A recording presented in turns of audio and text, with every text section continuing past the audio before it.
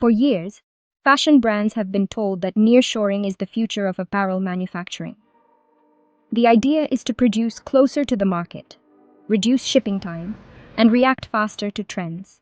But in 2026, many brands are, discovering the limits of that model. Nearshoring works well for small drops and limited collections. But when brands try to scale, the system often breaks down. Because modern apparel supply chains require much more than just sewing garments.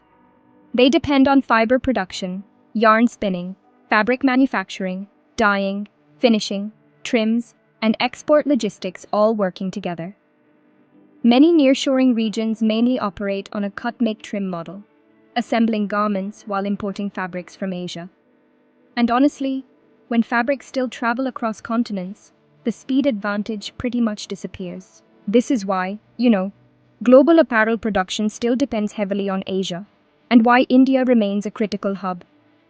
India employs over 45 million people in textiles and has built a vertically integrated fibre-to-fashion ecosystem across clusters like Tiruppur, Surat, Ludhiana, and Bengaluru. Industry leaders such as Aditya Birla Group and Arvind Limited are also driving innovation with circular fibers, blockchain traceability, and water-saving dyeing technologies. At No Name, we call this the nearshoring trap. Brands move production closer to home for speed, only to discover their supply chain still depends on Asia. For brands serious about scaling, the future of apparel sourcing is not just proximity, it is ecosystem strength. And that is why, honestly, global brands are returning to manufacturing hubs like India.